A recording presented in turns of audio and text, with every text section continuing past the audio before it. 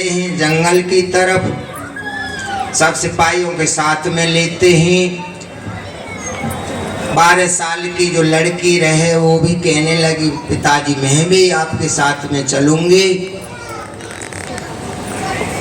सरियाद इतना प्यार करते थे अपने पुत्री से, खाएं तो संग, सोएं तो संग और जाएं तो संग।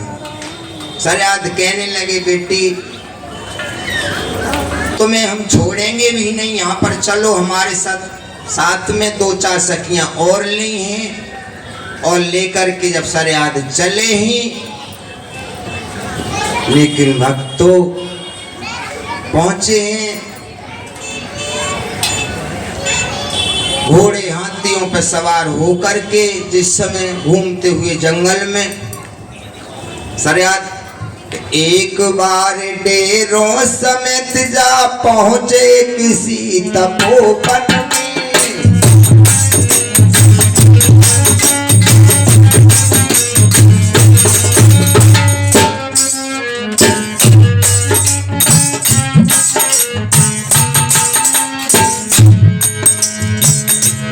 एक बार डेरों समेत जा पहुंचे किसी तपोवन में।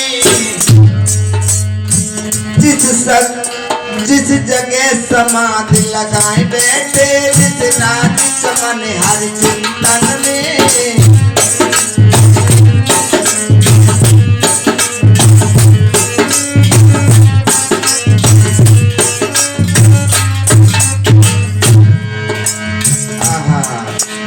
महाराज चमन ऋषि के आश्रम में पहुंचे हैं। वहां जाकर के देखा है महाराज सरियाद ने बड़ा सुंदर आश्रम बना हुआ है। उस आश्रम में फुलवारियां क्यारियां झूल रही हैं।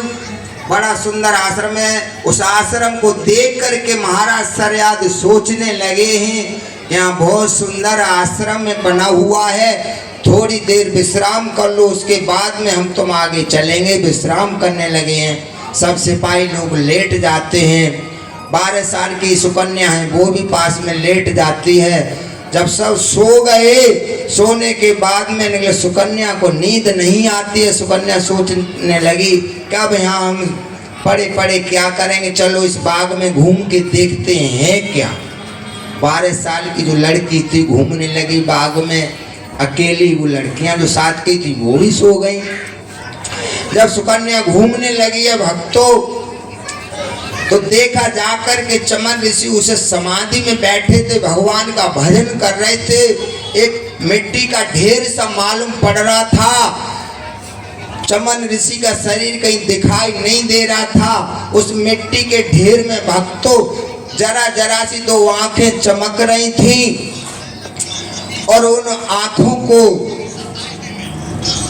देखा जब जुगनू की तरह चमक रही थी। सुकन्या 12 साल की जो लड़की रहे सोचने लगी जो मिट्टी का ढेर तो है लेकिन इसमें चमकता क्या है,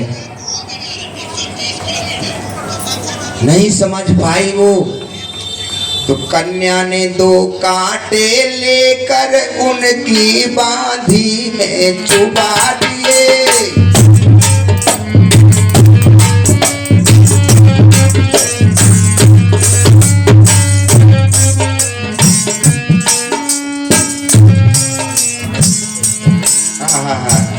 साल की जो सुकन्या रहे समझ नहीं पाएगी। कन्या ने 2 कांटे लेकर उनकी बांधी में चुबा दिए।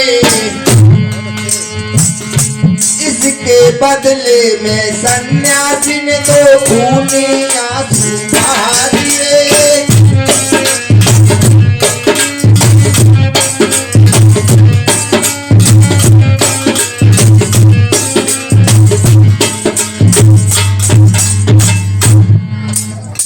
खून को देखा है सुकन्या ने तो घबरा गई, कहने लगी लगता है हमने अनजाने में कोई पाप कर दिया, कोई अपराध कर दिया। चुपचाप वहां से चली आती है भक्तों, अपने पिताजी के पास में आके सो जाती है। निकले महात्मा चमन ऋषि की शक्ति से भक्तों ऐसा ही नहीं बहुत बुरा हाल हो गया। सेनाओं का सरदारों का बिन बिन तोड़े ही दिल टूट गया, ये तोड़े ही दिल टूट गया। बढ़ गया पेट हद से बाहर, मलमूत्र त्यागना छूट गया।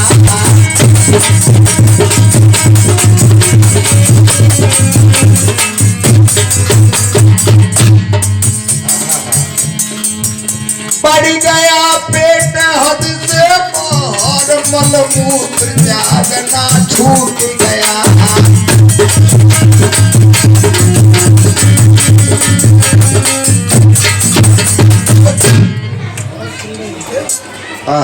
भक्तों, पेट बढ़ गया, मलमूत्र छूट गया। सेना का महाराज सरियाद कहने लगे ये महात्मा का आश्रम है, इस आश्रम में कोई रोगी इंसान भी आ जाता है वो निरोग हो जाता है। दुख इस बात का है हमारी फौजें यहाँ बीमार कैसे पड़ गई। इसका अर्थ एक ही होता है कि हमारे यहाँ किसी सिपाही ने किसी ने पाप किया है, कोई अपराध किया है यहाँ पर, इसलिए हमें ये सजा भोगनी पड़ रही है। भक्तों, तलवार को उठाया है महाराज सरियाद ने, कहा बताओ किसने यहाँ अपराध किया है। ये एक कहने लगा महाराज पहले महात्मा को देखो है कहाँ में। देखा, ढूंढते रहे, इधर उधर ढूंढते रहे, पूरे बाग को छान मारा, जा करके पहुंचे उस टीला के पास में तो देखा त्रिशूल नजर आया, खड़ामू नजर आए। तो एक कहने लगा लगता है चमन ऋषि इसी में है। सरियाद ने कहा देखो निकालो इनको। देखा तो निकाला गया, कुछ और चिन्ह भी दिखाई दिए, कमंडल रखा था, हाँ यही है। निकाला चमन ऋषि को तो शरीर तो बड़ा सुंदर था चमन ऋषि का, लेकिन आंखों पे नजर पड़ती तो आंखें दो फूटी हुई थी। महाराज सरियाद समझ गए कि हमारे किसी सिपाही ने ही इनकी आंखें फोड़ी हैं, इसीलिए हमको ये सजा भुगतनी पड़ रही है। बताओ तुम लोगों ने किसने ये अपराध किया है, किसने महात्मा की आंखें फोड़ी हैं। अब किसी ने फोड़ी हो तो कोई बताए। फोड़ी तो उनकी बिटिया ने, वो चुपचाप खड़ी। महाराज सरियाद कहने लगे मुझे लगता है तुम लोग ऐसे नहीं बताओगे, लेकिन जब तक तुम बताओगे तो एक एक करके मैं सबका सर कलम कर दूंगा। जिसने महात्मा की जिंदगी को बर्बाद किया है आज हम उसको भी खत्म कर देंगे। भक्तों, ये बात जब सुकन्या ने सुनी तो सोचने लगी अपराध तो हमने किया है, लेकिन सजा इन सबको भुगतनी पड़ रही है, ऐसा ठीक नहीं है। रो करके दोनों हाथ जोड़ करके सामने पहुंची, कहने लगी पिताजी ये अपराध हमसे हुआ है। सुकन्या तुम? हाँ पिताजी। तुमने महात्मा की आंखें फोड़ी हैं? हाँ पिताजी। अनजाने मुझसे भूल भई, अब जो चाहो सो करो पिता।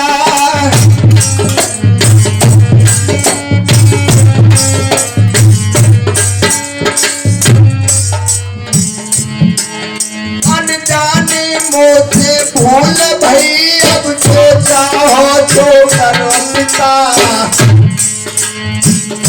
पालो रखो जय त्याग दो, जय जीवन मेरो हरो पिता।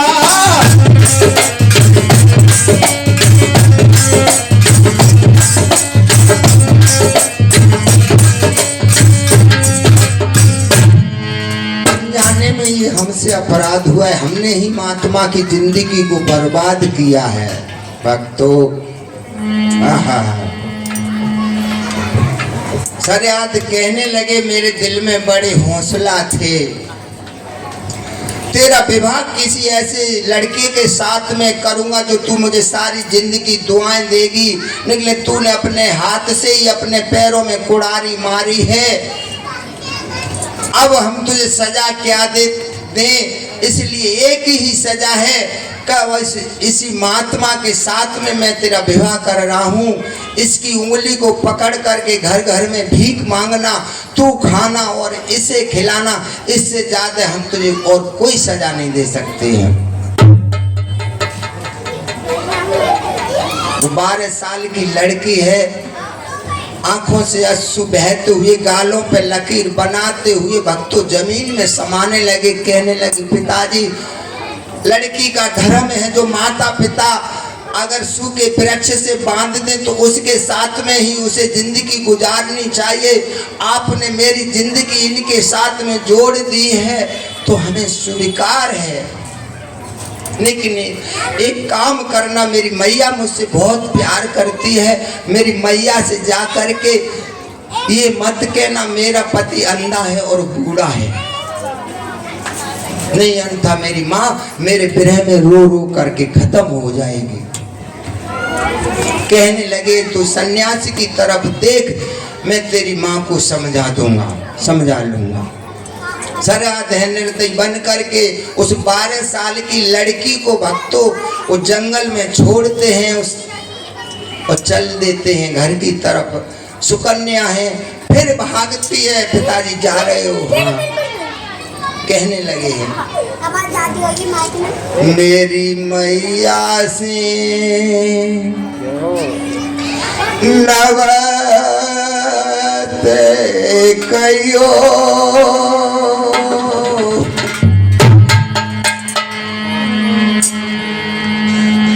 अपनी बिटिया को भूल मत जाइयो।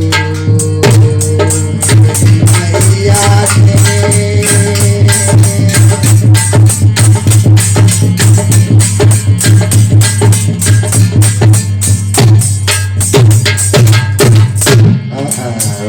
साल की लड़की को करके बोली, पिताजी जा रहे हो?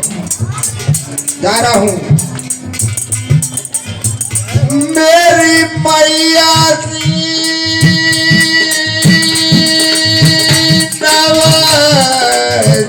गयो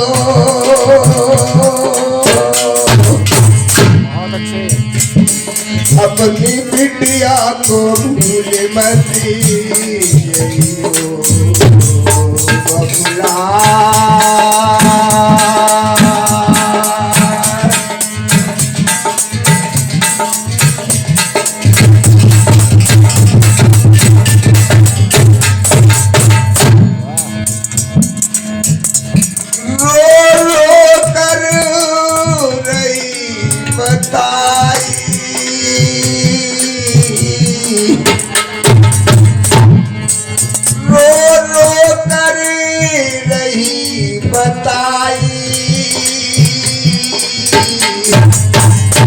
मैंने पग पग पर ठोकर खाई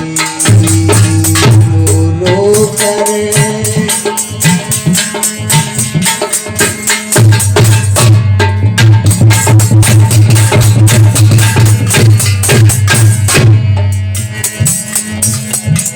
कौन पर ये पत्र भीषण पड़ा है,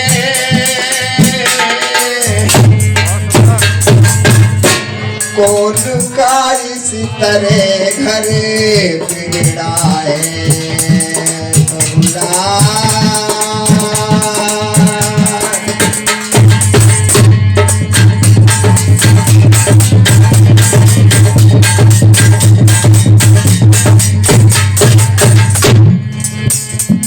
पिता से रही बतलाई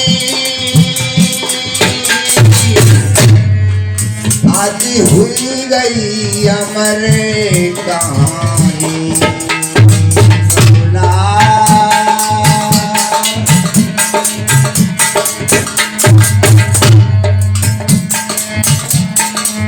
पिताजी से कह रही है,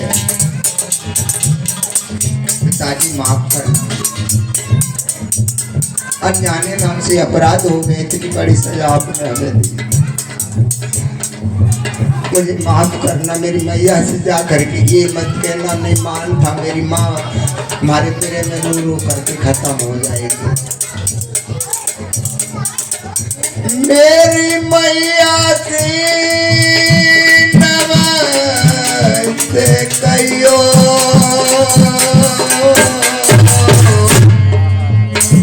अपनी बिटिया को भूल मत जाइयो।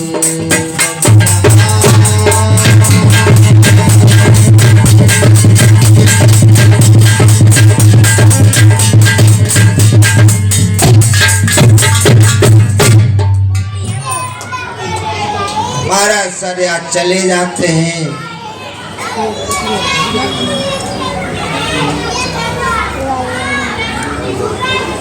और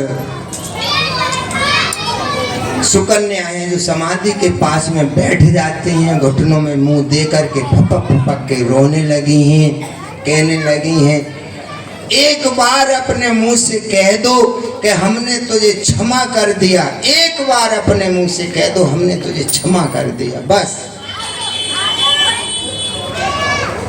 ऐसी दुनिया में कोई अभागिन औरत नहीं होगी जो शादी से पहले अपने पति की जिंदगी को बर्बाद कर दे।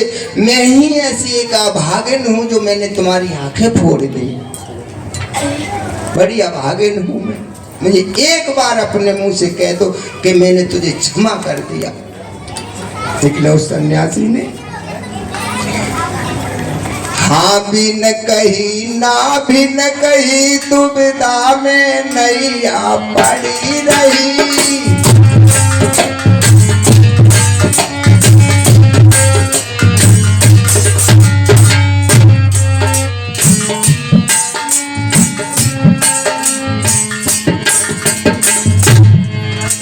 महात्मा समाधि लगाई रहे, बिटिया कर जोरे खड़ी रही, बिटिया कर जोरे खड़ी रही।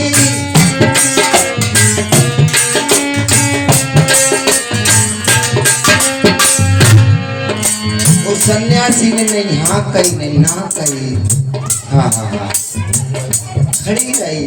कभी बैठ जाती है, कभी घुटनों में मुंह दे करके फक फक के रोती रही। लेकिन उस सन्यासी ने कुछ भी नहीं कहा, रोती रही। एक दिन नहीं भक्तों, आज है जो वो लड़की है जो 14 बरस हो गई, 14 बरस उस समाधि के पास में बैठी रोती रही। 14 बरस के बाद में जब महात्मा चमन ऋषि की समाधि खुलती है तो भक्तों आज है जो महात्मा चमन ऋषि के चरणों पे इस तरीके से सुकन्या गिरी से कटा हुआ वृक्ष जमीन पर गिरता है। चमन ऋषि कहने लगे, कौन हो तुम, इस तरीके से मेरे चरणों में क्यों पड़े हो? मेरी आंखें देख नहीं सकती हैं, मेरी आंखें फूटी हुई हैं, क्या कारण है? तो कहने लगी, सुकन्या मैं ही वो अभागिन हूँ जो तुम्हारी जिंदगी को बर्बाद किया है, मैंने ही तुम्हारी आंखें फोड़ी हैं।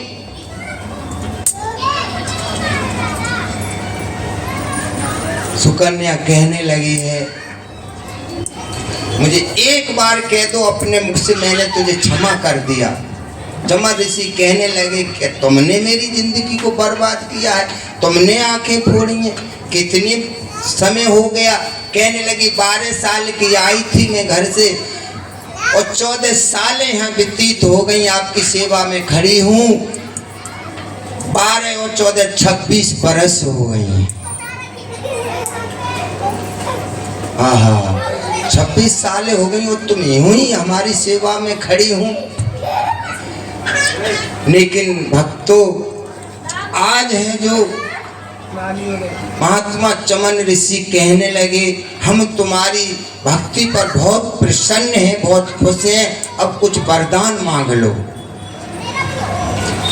तो वरदान के लिए कहा है भक्तों, तो उसी समय है जो सुकन्या कहने लगे, अगर वास्तव में ही आप खुश हैं हमारी भक्ति में, वास्तव में ही कुछ देना चाहते हैं तो ज़्यादा तो कुछ नहीं, एक ही चीज दे दो कि आपके नेत्र जैसे थे वैसे हो जाएं, इससे अलावा हमें कुछ नहीं चाहिए। उसी समय है जो महात्मा चमन ऋषि ने अश्विनी कुमार को बुलाया जो देवताओं के वैद्य थे और कहा, भैया हमारी आंखें फूट चुकी हैं, हमारे नेत्र जैसे थे वैसे हो जाएं, ऐसी कोई औषध हमारी आंखों के लिए बनाओ, दवाई दो हमें। तो महात्मा चमन ऋषि की आज्ञा पा करके अश्विनी कुमार ने है जो भक्तों जड़ी बूटियों का रस तैयार किया और कहा, इन्हें आंखों में डालो, तुम्हारे नेत्र जैसे हैं वैसे बन जाएंगे।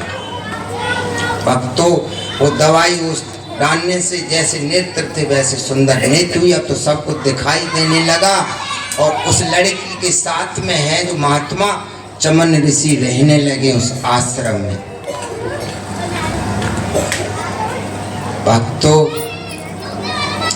एक दिन भादों का महीना था, पानी बरसो। सुकन्या कहने लगी अब तो इतनी अच्छी जोड़ी है, तुम बदल गए हम बदल गए। तो ये पानी बरसा छप्पट टप को नींद न आई तो अच्छा महल होता, अच्छी रसोई होती। चमन ऋषि समझ गए ठीक है। उसी समय अश्विनी कुमार से कहा है भैया तुमने दवाई तो बड़ी अच्छी बनाई, हमारे नेत्र बड़े अच्छे हो गए। सुकन्या ने एक बात और कही, आपकी उम्र कितनी है? तो चमन ऋषि कहने लगे हमारी 50,000 वर्ष की उम्र है। तुम्हारी 26 साल की। तो लोग देखकर भी हंसी मनाएंगे। अश्विनी कुमार से कहा भैया ऐसी दवाई बनाओ जो हम जवान हो जाएं। अश्विनी कुमार ने फिर वो दवाई बनाई और कहा इसे खाना, इसे खा करके आप तरुण हो जाएंगे। तो वो औषधि आज भी है चमनप्राश। चमनप्राश खा करके चमन ऋषि जवान होते हैं। भक्तों अब नाम है खाली, उस चमन ऋषि के नाम से ही चमनप्राश आज भी मौजूद है, उपलब्ध है, मिल रहा है। लेकिन खाली नाम काम नहीं। कहीं सोचो हमारो बड़ा दूर है जाए हम खाली करें। हाँ हमारे बस में कुछ नहीं है, हमारे बस में होता कुछ तो हम पता नहीं क्या क्या करते। एक बाल भी है जो सफेद हो जाता तो वही कहते खबरदार सफेद मत होना, काली ही रहना। हमारे हाथ में कुछ नहीं है। भक्तों आज है जो बड़ी अच्छी जोड़ी है तो घर के लिए भी कहा है। उसी समय है जो भक्तों विश्वकर्मा के आदेश दिया है, विश्वकर्मा ने आकर के है जो चमन ऋषि के लिए बहुत सुंदर महल बनाए हैं, उन महलों में रहने लगे हैं। एक दिन महाराज सरियाद है जो सोचने लगे कि मैं तो बड़ा निर्दयी निकला, अपनी पुत्री को छोड़ करके, जब से छोड़ के आया हूं आज तक हमने अपनी पुत्री को देखने भी नहीं गया। और भक्तों महाराज सरियाद घोड़े पर सवार होकर उस आश्रम में पहुंचे। देखते हैं तो लड़की को तो पहचान लिया लेकिन महात्मा को नहीं पहचान पाया। सोचने लगे हैं ये लड़की तो वही है, निकले ये महात्मा वो नहीं है। हमारा जो दामाद था वो अंधा था, बूढ़ा था, ये तो कोई नौजवान घूम रहा है महल में। आहा भक्तों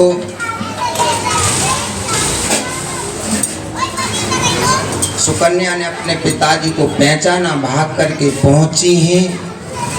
कहने लगे दूर खड़ी रहो, शरीर से हाथ मत लगा देना। ये बताओ ये नौजवान तुम्हारे महल में घूम रहा है, ये कौन है? हमारा दामाद तो बूढ़ा था, अंधा था, ये नौजवान कौन घूम रहा है? महाराज चमन ऋषि आते हैं और कहने लगे महाराज अपनी बेटी के ऊपर दोष मत लगाओ, यहाँ जो भी कुछ देख रहे हो ये आपकी पुत्री की ही देन है। मैं जवान हुआ हूँ, ये आपकी पुत्री की देन है। ये महल देख रहे हो ये पुत्री की देन है आपकी। आहा महाराज अपने पुत्री को है जो गले से लगाया, हृदय से लगाया, कहने लगे बेटी मुझे क्षमा कर देना, मैंने आपको पहचान नहीं पाया। अश्विनी कुमार ने भी वरदान मांग लिया था और ये कहा देवता लोग हमें यज्ञ में भाग नहीं देते हैं। चमन ऋषि से फीस यही है हमारी कि आप हमें यज्ञ में भाग दिलवा दें। ठीक है, तुम्हें यज्ञ में भाग दिया जाएगा। उसी समय बहुत बड़ा अनुष्ठान यज्ञ करा है। उस यज्ञ में महाराज अश्विनी कुमार को भाग दिया गया। इंद्र बैठा था, सब देवता बैठे थे। कहने लगा ये जातहीन है, कमीना है, इसे आपने यज्ञ में शामिल क्यों किया है? ये अछूत है। चमन ऋषि कहने लगे तुम इसे अछूत बता रहे हो? ये अछूत नहीं है। तुम्हारे सर में अगर दर्द होता है तो आधी रात खबर भेजते हो, या आधी रात नंगे पैर भाग खड़ा होता है, तुमको स्वास्थ्य बनाता है, तुम उसे अछूत बनाते हो। जाते तहसी को थू थू करके अलग हटाओगे तो देवराज इंद्र कौड़ी के 3 बिक जाओगे, ये याद रखना। भक्तों, महाराज चमन ऋषि कहने लगे जो तुमको स्वास्थ्य बनाता है तुम उसे अछूत बताते हो।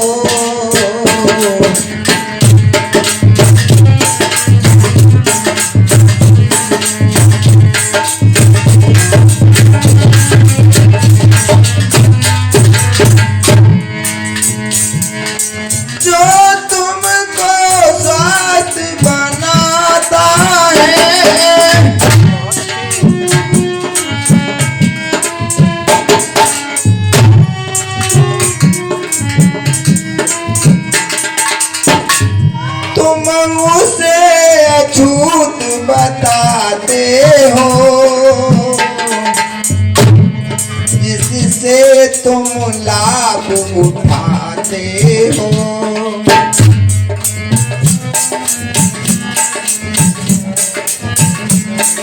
जिससे तुम लाभ उठाते हो।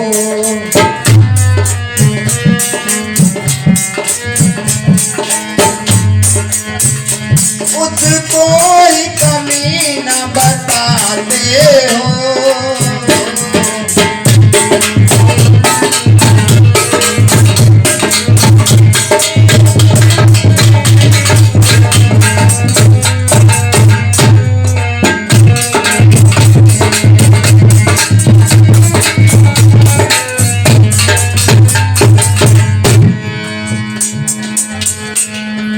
भक्तों, देवराज इंद्र ने कहा कि आज अश्विनी का और अश्विनी के प्रेमियों का मैं नामा निशान मिटा दूंगा, दोनों को ही खत्म कर दूंगा। हाथ गदा को लेकर के जैसे ही अश्विनी कुमार को मारना चाहा, वो हाथ महात्मा चमन ऋषि की शक्ति से ऊपर से नीचे नहीं आया, वज्र हो गया।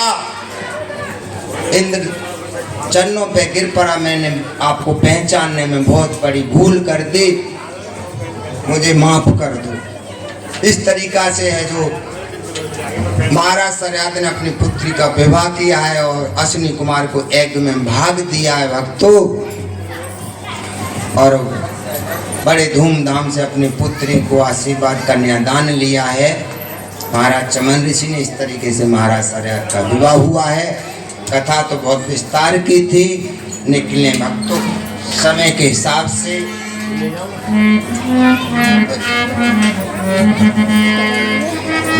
कथा में 7 बजने वाले